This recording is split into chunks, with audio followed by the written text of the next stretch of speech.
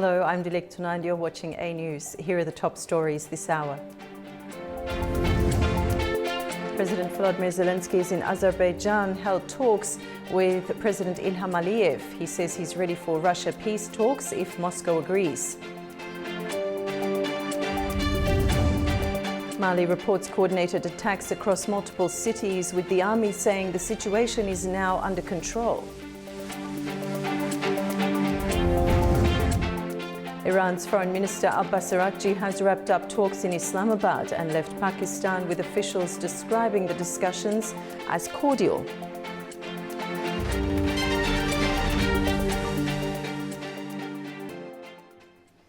As the war in Ukraine continues, Kyiv is looking not only for military support but also for trusted diplomatic partners. President Zelensky's visit to Azerbaijan highlights Baku's growing role as a regional mediator and humanitarian partner.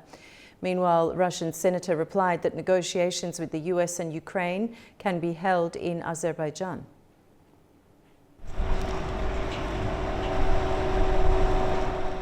Ukrainian President Volodymyr Zelensky is on a working visit to Azerbaijan. On 25th April, one-to-one and expanded talks were held in Gabala between Azerbaijani President Ilham Aliyev and Ukrainian President Volodymyr Zelensky.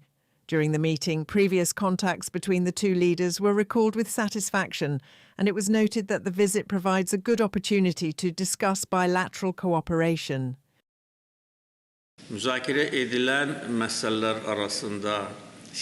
Among the issues discussed, apart from political dialogue, I would particularly like to highlight cooperation in the energy sector. There are already achievements in this area, as SOCAR has been operating successfully in Ukraine for many years. At the same time, there are very promising prospects and joint projects ahead. Joint initiatives, including matters related to investment, were discussed in detail today. Naturally, increasing trade turnover remains high on the agenda. Our trade turnover has exceeded $500 million, and I hope this figure will grow further in the coming years, as there is strong potential for that. We also exchanged views on military technical cooperation, where there are considerable prospects. The defense industries in both Azerbaijan and Ukraine are developing, creating good opportunities for joint production and wider industrial cooperation. We discussed these matters in detail today, and we want to deepen our cooperation in all other areas as well. The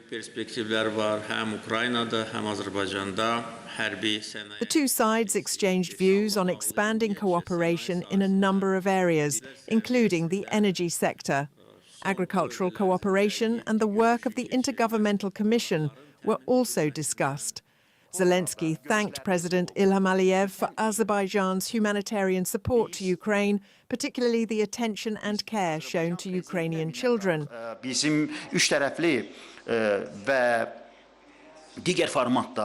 We have held talks in trilateral and other formats. Some of them took place in Turkey, and later we met our American partners in Geneva. We would also like to hold our negotiations in Azerbaijan if the Russian side also chooses diplomacy. As for weapons production, this can bring stability to our peoples. Our countries have sufficient capacity to withstand all challenges. Any country, even in theory, if faced with aggression, must know that it is able to defend itself and conduct military operations for its own protection. In this regard, we wish Azerbaijan success on its path towards stability and peace. We express the same wishes for our own country as well. It was also announced that a group of Ukrainian students is expected to visit Azerbaijan soon for rehabilitation purposes and to become familiar with Azerbaijani culture and arts. At least 7 people have been killed and dozens injured in Ukraine after one of the largest Russian aerial assaults in recent months. Ukrainian officials say multiple regions were hit overnight and during the day. Ukraine says it has come under one of the largest aerial attacks in recent months, with widespread damage reported across several regions. According to the Air Force, Russia deployed 47 missiles and 619 drones overnight. The southeastern city of Dnipro was among the hardest hit. Regional authorities say residential buildings and infrastructure were struck, killing several people and leaving others trapped under rubble. Russia I don't know how to call them. God forbid that anyone should ever have to go through what we've been through. May their children sleep in their warm beds in Russia, and may everything be all right for them. Let them watch how Russia liberates us of our apartments and houses. Local officials say strikes continued into the day, hitting the same residential areas and causing further casualties. A second strike reportedly came as emergency crews were already on site, narrowly missing local officials and responders. Do not let it last until the last Ukrainian has been wiped out. Donbass is already a scorched land. He said, Zaporizhia, I'll burn these towns to the ground. And that's exactly what's happening. Here you have it. The Russian forces' summer offensive has begun.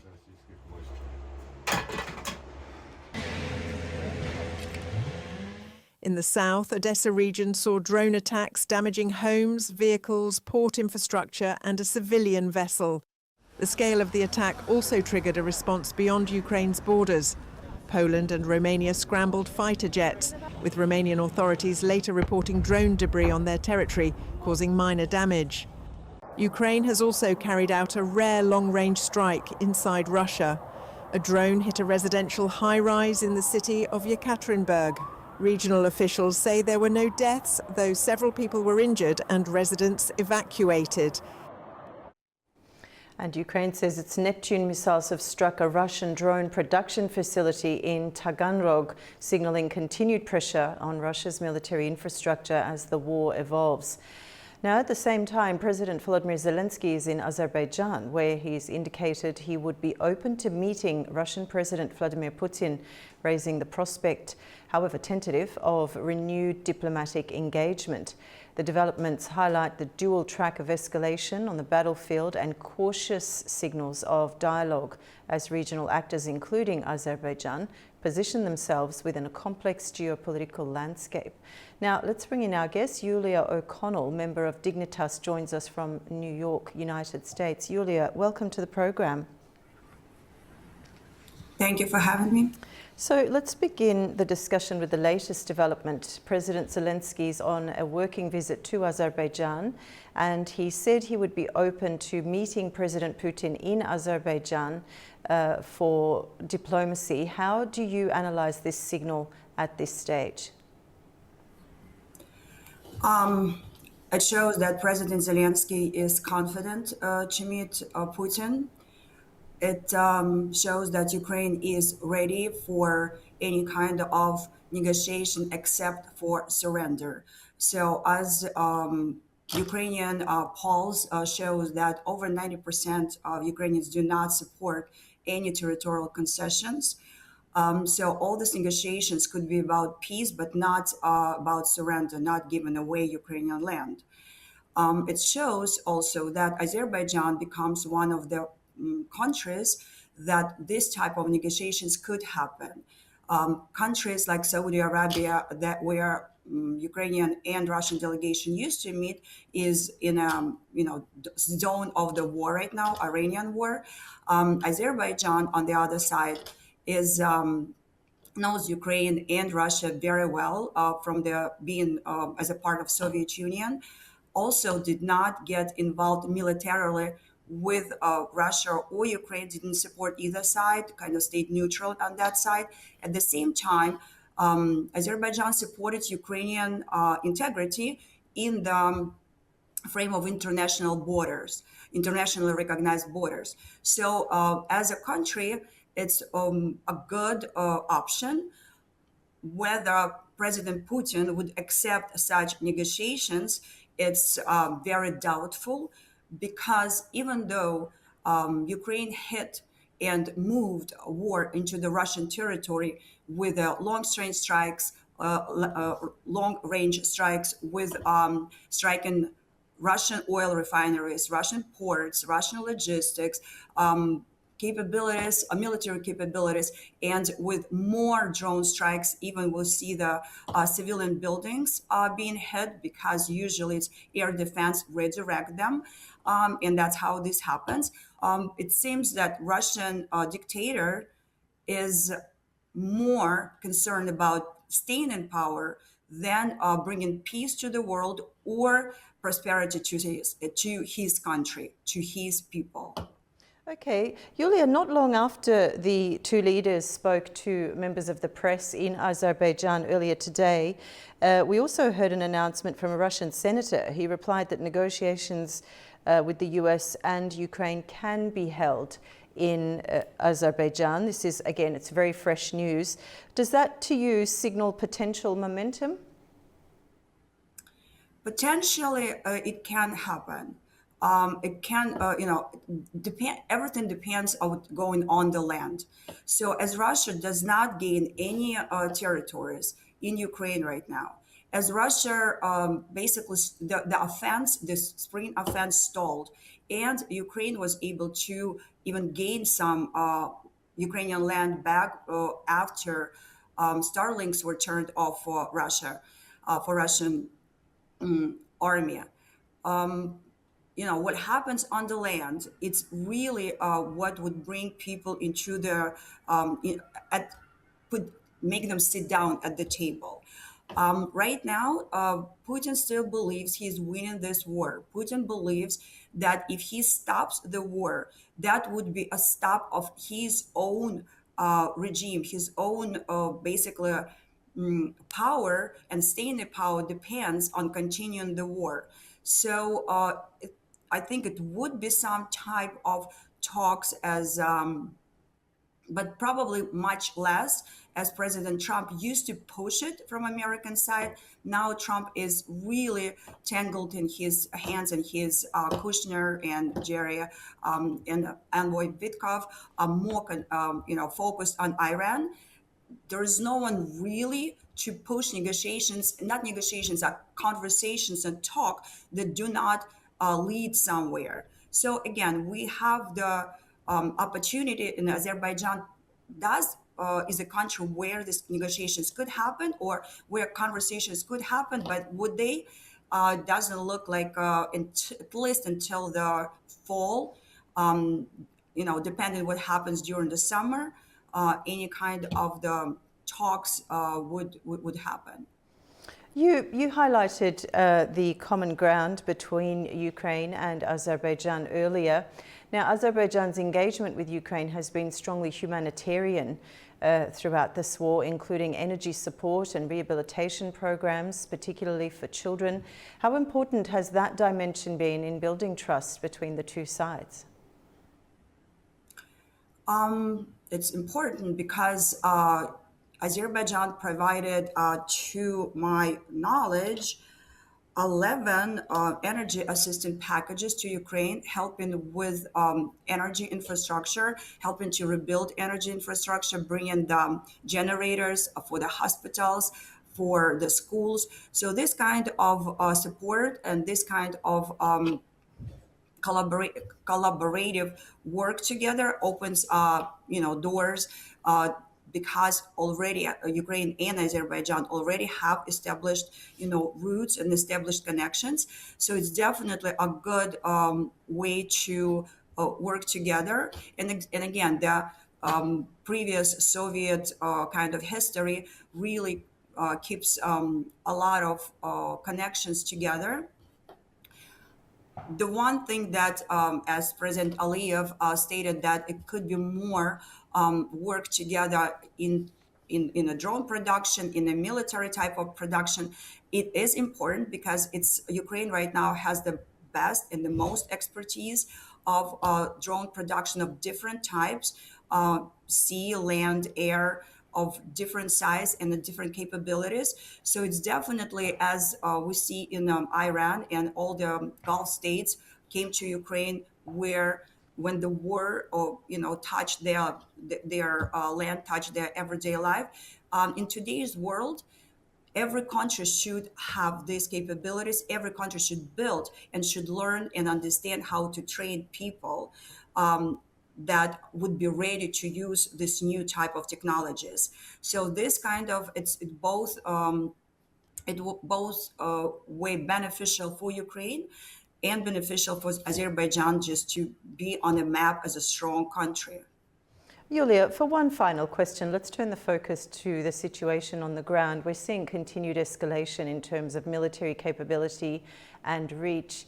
Does this point to a prolonged war of attrition or a shift in strategic momentum? What's your view? It's true. It's already a war of attrition. It's have been turned after the 4 year of full-scale invasion. It's definitely clear that Russia is trying to exhaust Ukraine to the point that Ukraine would surrender or people would surrender, because it's, Russia can't really occupy full Ukraine. It's recently been calculated it would take Russia over 100 years.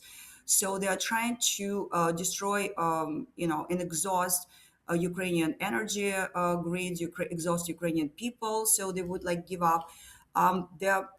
With a new way and the new technologies and new strikes that Ukraine moved onto the Russian land, and seems like the Russia first year start suffering, and the people in Russia start feeling what the war is like. And it's not only Ukraine taking out the military capabilities, Russian capabilities, or money making like oil, capabilities. It's also putting a lot of psychological pressure on Russian people who complain, who report that they are scared. They see how the drones strike. They do have, days where they don't have clean water right now because of the oil refineries is burning for a week. So this, it is a war of attrition, but also Ukraine recently got $90 billion unblocked after the loss of Orban in Hungary. So Ukraine right now has an ability and resources to continue exhaust Russia. So definitely the war is going to be in the next, this year and most likely next year. And it's going to be the way who actually would exhaust, if Russia would find that they are suffering from this war more than they can afford. Okay, Yulia, thank you so much for joining the program. I appreciate your analysis and insight this evening. Thank you. Gunfire has been reported across Mali in what appears to be a coordinated wave of attacks. Shots were first heard early on Saturday near the main military base in Kati, just outside the capital Bamako, before similar incidents were reported in Savere, Gao and Kidal around the same time. The army says multiple unidentified armed groups launched assaults across the country, with fighting still underway. A Tuareg rebel group claims it has taken positions in Kidal and Gao, as security sources suggest that the attack was carried out by Al-Qaeda affiliate. Later in the day, in a statement broadcast on state TV, Mali's armed forces said they had repelled coordinated attacks, adding that the situation is now under control.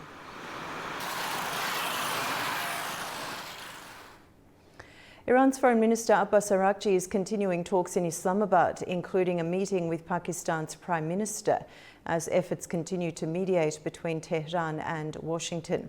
Direct negotiations with the United States remain off the table. US envoys Steve Witkoff and Jared Kushner are due to arrive in Islamabad for talks aimed at easing tensions with Iran as the conflict enters its 9th week. Iran's Foreign Minister Abbas Araghchi is holding meetings in Islamabad with senior Pakistani officials and has met Prime Minister Shehbaz Sharif during his visit. During the talks, Araghchi presented Iran's demands and its reservations about US positions, according to Pakistani sources. Earlier, Tehran said no direct meeting with the United States is planned, adding that its position will instead be passed through Pakistani mediators. The White House said it still sees an opportunity for progress. The Iranians want to talk. They want to talk in person. And so the president is, as I've said many, many times to all of you, always willing to give diplomacy a chance. So Steve and Jared will be heading to Pakistan tomorrow to hear the Iranians out.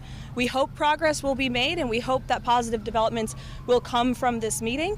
The talks come as a fragile ceasefire remains in place while violence continues in parts of the region. Regional players, including Egypt and Pakistan, say they hope a second round of negotiations could help secure a longer-term ceasefire and reduce escalation.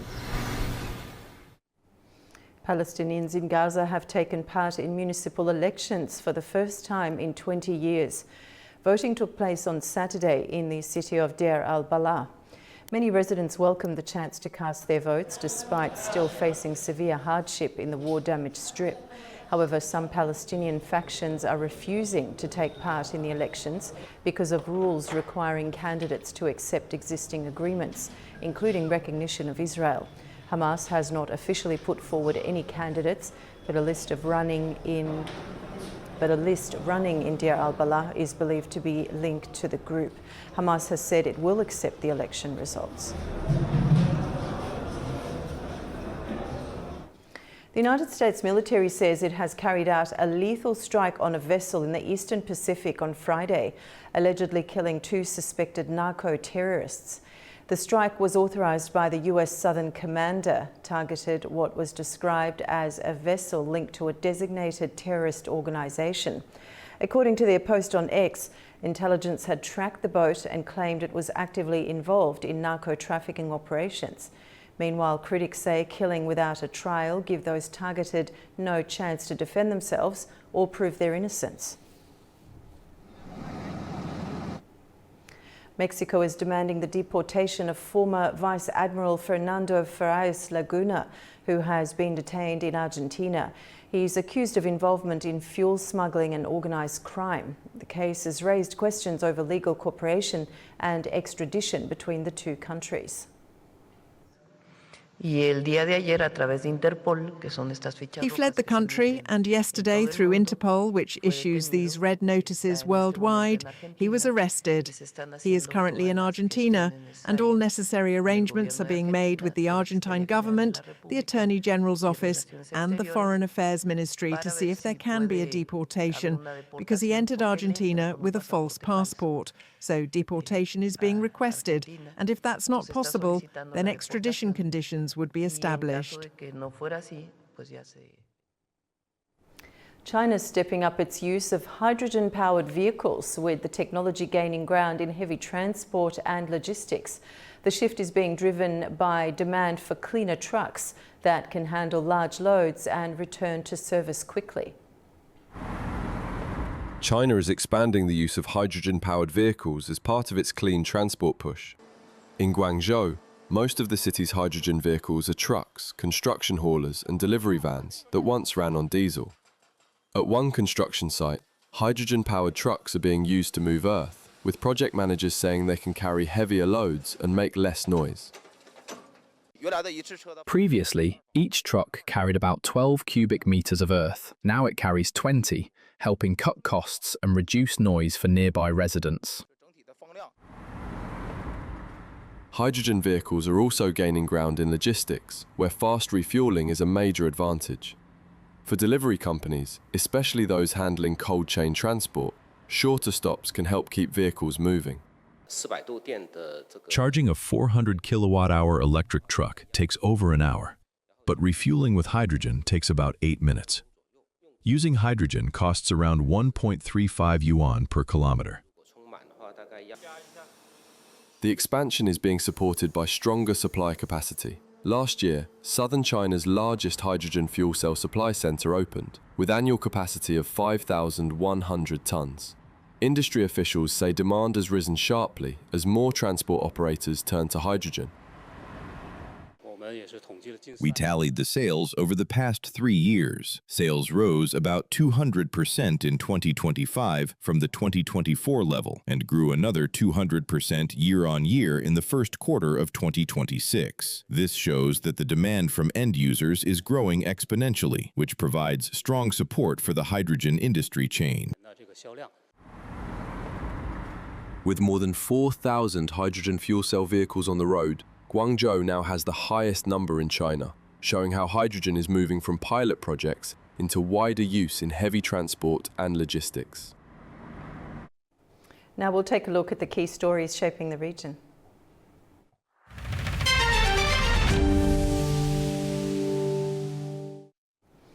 Revenue from the Saha 2026 Defence, Aviation and Space Exhibition will be used to establish drone production and training centres across Turkey.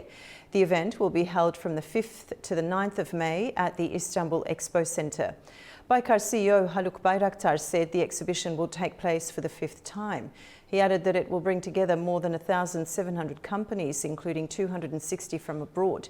He also said over 200,000 visitors are expected. He noted that Saha Istanbul has become Europe's largest industrial cluster with more than 1,300 members. Exports reached $6.2 billion in 2024 with a target of $8 billion this year. Bayraktar said drone centres will be established in all 81 provinces of Turkey, with the largest in Istanbul. He added that these centres will be open to the public and will help train young people in drone production and testing. He also said revenue from the exhibition will support these projects and increase drone production capacity nationwide. Other defence industry officials said the sector continues to grow with rising exports and new technologies being developed. As preparations continue for the Global Sumut Flotilla's Spring 2026 mission, activists from Turkey and other countries are again setting their sights on Gaza. The initiative brings together political voices and humanitarian campaigners who say their focus remains on aid delivery and ending the blockade. The Turkish delegation is playing a key role in the Global Sumut Flotilla's Spring 2026 mission. Turkish activists taking part in the mission have said they remain committed to delivering aid to Gaza and lifting the blockade. The Turkish delegation is one of the key parts of the initiative. Public support for the Palestine issue in Turkey is very strong. The Turkish side is providing financial support for the management of the mission and the preparation of the vessels. More than 10 Turkish MPs attended a meeting in Brussels where calls were made to end violence in Gaza and lift the blockade.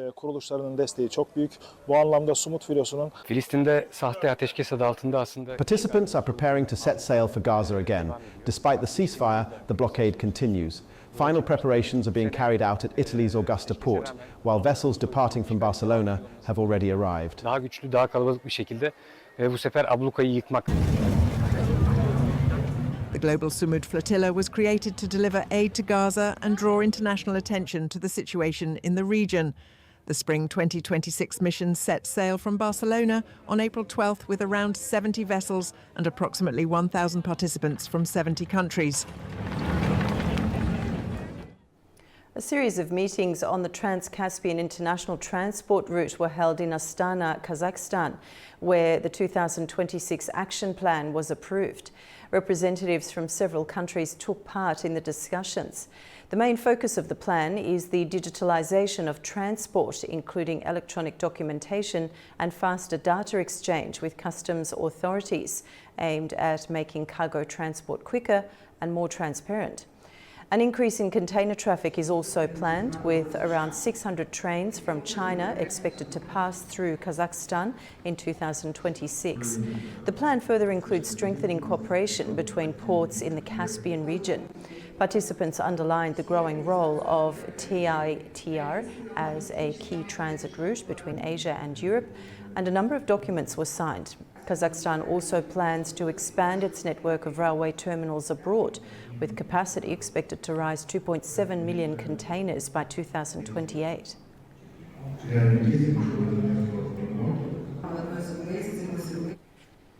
Iran's Imam Khomeini International Airport resumed operations on Saturday, with flights set to depart for Medina in Saudi Arabia, Muscat in Oman and Istanbul, Turkey. The country partially reopened its eastern air lane earlier this month, with services gradually restarting elsewhere. Iran had closed its airspace following joint US and Israeli strikes in late February, bringing civilian flights to a standstill. However, aviation authorities now say full operations will return once technical and security arrangements between military and civilian bodies are fully in place. That's the news for this hour. Stay tuned to A News for all the latest updates.